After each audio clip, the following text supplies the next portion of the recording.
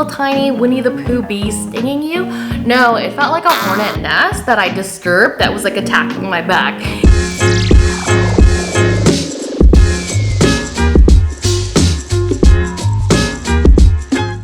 Welcome back to my channel. It's been a while. As a first-time mom, I am currently 9 weeks postpartum and going on 10 weeks postpartum tomorrow. It's taken me a while to actually make any YouTube video as I've been transitioning to my new role of motherhood, but I came on this platform and I want to share with you my positive C-section experience. Why is that? It's because when I chose to have a C-section, I received a lot of negative rapport, rhetoric, people were questioning me, people were basically scaring me into not having a C-section. But at the end of the day, whether you choose to have a vaginal birth or a scheduled C-section, it is your choice and you have to be empowered with the decision that you made. And for me, I'm going to share with you my positive C-section experience. It's because I was scared to death to have it, and it turned out to be extremely amazing. So I had two options at 38 weeks because my blood pressure was through the roof. It was affecting my health as a mama, but it was also affecting the home that my baby was in. So in other words, the uterus. I had the choice of either having induction. Now, I'm not a doctor or a nurse, so definitely follow up with your healthcare providers, but I'm just sharing my experience that an induction where they would basically pump you with chemicals and medications is other word, and they would have you try to dilate and start the process of a contraction. My body was like, no. You are not ready for that at 36, 37, 38. I was not dilated and I had 0 contractions. The other option was scheduling a C-section. And then when I looked into the option of scheduling a C-section, everyone was like, no, don't do it. The recovery is horrible. You're not going to be able to hold your baby. You're going to have this huge scar in the middle of your belly. It's like the worst thing you can do for yourself in terms of delivery. So I looked into the induction. I was originally scheduled for an induction. However, I found out that just because you're scheduled for induction doesn't mean that on that day you're going to be induced. It depends on the staffing level. It depends on if there's any emergencies. And my priority with this delivery was to also have my husband with me because he's a pilot. He's not always around right now. This is his high flying season. And would take him about 24 to 48 hours to fly back home to me just with where he's at in terms of his work. So I looked at an induction and I said, you know, that sounds actually extremely painful, and my doctor couldn't guarantee that I was going to give birth vaginally. It would have ended up in a C-section regardless. So I chose a scheduled C-section. I went with it. I've had surgery before. Last summer I had surgery on my face, and I knew what the process was going into surgery, and I also knew ideally kind of what recovery looked like. On the day of my actual C-section, as peaceful as surgery can be, it was the most peaceful experience ever. I woke up, the sun was shining, my C-section was scheduled at 8 a.m., washed myself with the special medication that the doctor basically wants you to scrub yourself with. My husband and I, we drove to the hospital, we got checked in, they checked my blood pressure through the roof again. They hooked me up with an IV, and then that IV, I will tell you, makes you swell up like a big balloon postpartum, but obviously you need fluids. Then they brought me to another room where they would monitor once again my blood pressure, and it's basically like the waiting game. You wait in there in order for you to go ahead into that big white silver room where you have your C-section. I got bumped at 8 a.m. because there was an emergency the night before. So then basically my 8 a.m. was scheduled at 10 a.m. instead. That's fine. I still wasn't allowed to eat though, and I wasn't allowed to drink either. So all of my hydration came from my IV bag, and that was where my fluids were. While I was waiting here, really nothing much else went on. The nurse, she kind of popped in and out for it. I got to talk to my husband. They said if you wanted to sleep, you can sleep, but how can you sleep when you're so excited? I basically didn't even sleep the night before. And then they told me that the one that bumped me is finally done, and then they got me ready for my C-section. So you have to wear hospital booties, okay? Just basically little blue ones. I had to put my hair up in almost like a hairnet or a cap. My husband had to change into hospital scrubs as well. He had to have something around his head, and then they basically told me I have to walk to the surgery room. So I got my IV bag. We walked to the surgery room, and as I went into the room, my husband had to stay out first, just as they were getting me ready, and then how I didn't experience pain during surgery was they gave me a spinal injection. I think that's the word for it, where it's in my back. I hopped onto the table. I was a little bit short, so they gave me a ladder. They hop onto the table and they basically say to kind of crouch like this. And my friend, who was also there that day, who just so happens to be a nurse there, said at the very back, it's going to feel like little bees. Think of little bees. And I am bloody scared of needles. I don't like hospitals. I try to be healthy as possible to avoid hospitals and doctors for this very reason. They put a little bit of a numbing cream on your back, and then when they inserted that spinal, I will say that was probably the worst part about the whole experience, 9 out of 10, because it didn't feel like just these little tiny Winnie the Pooh bees stinging you. No, it felt like a hornet nest that I disturbed that was like attacking my back. That's truly what it felt like. And I was like, what are these little bees? Because it was unpleasant. Did it last long? No, it probably lasted at the most 45 seconds to 30 seconds.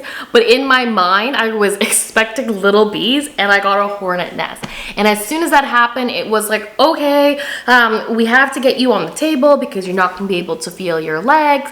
They put the curtain up. And then I said, wait, hold up. What happens if the numbing isn't working and then you cut me open 7 layers and I feel every single poke, prod, all that? And then they're like, well, we'll obviously wait. I had the anesthesiologist behind me. I had my surgeon in front of me who was also my OB. And they're like, okay, can you feel this? So they had a scalpel and then they were putting it all over my belly, and I was like, I can feel it, but it's not sharp. So when they told me what the spinal does is where you can actually feel movement, but you don't feel pain, I couldn't rationalize that. The best way I can explain it is like going to the dentist, and if you've ever had any freezing, you can feel obviously the freezing going in, but when they do the work for the cavity or root canal, you can feel pressure. You can feel them moving, but you're not in any pain. And so they obviously do a check. I was like, oh wow, no, I'm good. And then they got my husband to come in, and it took 10 minutes to get the baby out. Literally, I don't know how they ripped me open. That was 7 layers, but they're like, okay. And then all of a sudden they're like, and welcome to the world. Curtain goes down, my baby goes up. And I'm like, oh, that was really quick. I was like, that's a 10-minute process. And then my baby went to my husband. They did skin to skin. They did the checkup. He cut a bit of the umbilical cord. And as that was happening, I stayed there lying straight, and I was being stitched up. They clean you up really good with a C-section, okay? So when you give birth vaginally or you have a C-section, there is bleeding postpartum. That's completely natural. The positive thing about a C-section is that they will vacuum you really well. So your bleeding, at least for me, was a lot less. The whole procedure took about 45 minutes from having the baby to being stitched up to being put on a stretcher, going to another room, doing skin to skin with my baby. And I was completely in shock that it happened so quick, and they were saying, okay, next patient needs to come in, there's an emergency happening. In terms of, excuse me, in terms of my actual recovery, The first 24 hours, they gave me Advil and Tylenol, so a super dose, so, and then what's the other one called? They also gave me a narcotic. It was Hydromorph. I'm allergic to Tylenol 3. I will say, if you're allergic to Hydromorph, I probably wouldn't have survived that C-section, because the Tylenol and Advil, that's what I use when I'm on my period and I have cramps. And being cut open 7 layers and being only expected to use Advil or Tylenol blew my mind. I was like, how is this a thing? Obviously, if you choose to breastfeed, they don't want a lot of the medication to pass on to baby, but it was safe enough for me to take Hydromorph, and I took that religiously by the clock. Okay, 1 second. My little is crying. I will be right back. Pause. Mirabelle will be joining us as our little special guest in this video. Okay, I'm just telling everybody what happened at the hospital when we had you. So, in terms of medication, yes, so I was on it religiously because I didn't want to experience pain. Still hooked up to an IV for about 24 hours. And you're in bed and you don't feel it, you don't feel anything. I don't feel the pain from the surgery. I don't feel much at all. I also had a catheter in me. So you're basically sitting in this bed and you wait until the spinal wears off. Then they do get you to start walking. For me, it was about 6 hours after surgery. And that was a bit scary because they obviously just cut you open. But I still believe I had a bit of the spinal left in me, because then I was able to do a walk around the whole unit with my IV bag and my catheter. Was not in any form of pain. It was uncomfortable, I would say, probably pain level 1 out of 10 at the most. But like I said, the nurses were really good. I was on top of all my medications.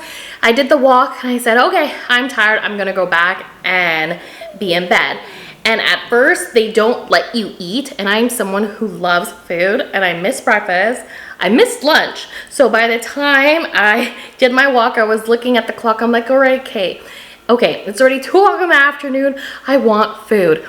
Got my husband to get me some pizza, and they're like, you might be nauseous, so you can only take 1 bite. I took 1 bite, nothing happened. I waited 30 minutes, and I'm like, can I have the whole pizza now? They're like, okay, go for it. Have the whole pizza. I actually had 2 slices because I was so hungry, and I ate pizza. Kept up with my fluids, which is really important, is what they said. So drinking lots of water. If you want juice, you can obviously have juice. Getting a lot of rest. My milk did not come in right away, I will say that. So we were giving her formula at the hospital. And my husband took care of that as I was just resting. And we chose not to have visitors. As soon as I gave birth, we chose to have visitors in the evening. So my family was able to visit and see Mirabelle for the first time. It was challenging to get out of bed and sitting down on the toilet. Why that is because when I had her, obviously my abs stretched out. So trying to just roll out of bed doing this motion was really challenging. I had to hold on to the bed rails, and even sitting down was like me doing almost like a sumo squat on the toilet, just because you're trying to learn again how to use the muscles that you haven't used for 9 months since you were growing a baby inside you. They'll give you a peri bottle, which looks like a condiment bottle, and it was a little white one. I personally didn't like it. I bought one off of Amazon that had an angle instead, and also it was pink. Yay for pink. And I use that. They say as well to see if you have a lot of blood clots. For me, I bled probably once really heavy, and ever since then it was really extremely light. I didn't fully stop bleeding until the 5-week mark postpartum, and I had my checkup at 6 weeks, but I was also able to move around a lot more. I was vacuuming. The truth is you can hold your baby, just nothing heavier than your baby. And they say to take it easy, which is what I did, but I also was able to walk. I wasn't able to walk very fast, but I was able to walk. I was also able to go up and down the stairs quite often. And I think you just have to, most importantly, listen to your body. And when it was the hour that I was due for a medication, I made sure to take my medication because I didn't want to experience any pain. And the biggest difference in terms of my C-section being extremely positive is that I was able to go home with a prescription of Hydromorph. If I went home and I just had my Tylenol and Advil to manage my pain, it would be a completely different story. So they gave me a script for Hydromorph that I did fill, and out of the 6 weeks, I only needed to take it for 4 days. And ever since then, I was just taking Tylenol and Advil. The second week, I was no longer taking any pain medications. Like I said, I was walking, I couldn't drive, and you're not supposed to swim as well. I was able to hold my baby the whole time, hold my dog. Everything almost kind of went back to normal, I would say. My incision line was extremely small, probably this big. Healed really well, no keloid scarring or anything like that. And so this day, I was very shocked of how positive my experience has been, because in total, my pain level was probably only a 3 out of 10 because I was on top of my medications and I was continuing to walk, because that is healthy for your body in terms of recovery. Now everything is good. I've been able to work out. I have no issues in terms of my pelvic floor. Everything is well. My scarring, very minimal. It's underneath the bikini line. You won't be able to see it. And if we were to have another baby, I would definitely choose a scheduled C-section because of how positive my experience has been. I don't do well in terms of pain, so the idea of labor for me personally was not my cup of tea. I did hear some women on the unit who was giving birth and having labor, and it sounded excruciating. Don't know if they had an epidural or not, but it just wasn't my cup of tea. So yeah, that is my positive experience of having a scheduled C-section. It is a big surgery though. And I don't want to minimize the fact that it is still 7 layers. There are risks to it. And please follow up with your medical team just so you are informed and you can make the best decision for you, whether you decide to give birth vaginally or via C-section. For me, it turned out to be extremely positive, and I share my experience with everybody because it's not something that people talk about often. And where I think it would have been also different is if I had to labor, then have an emergency C-section. Your body is so tired from laboring. To have a C-section as well on top of that is a completely different story. But the fact that I was well rested, I had my C-section, they stitched me up, I was able to go to recovery for 48 hours at the hospital, and then I recovered at home. Amazing. Amazing. So if there's any questions or follow-up comments that you have about a C-section, or I didn't explain something and you want to know a little bit more about it in detail, shoot it down in the comments. I'll try to respond to them. And for those mamas who are giving birth, I wish you all the best in the decision that you do choose, and make that decision whatever is best for you. Until next time, take care. Bye, baby.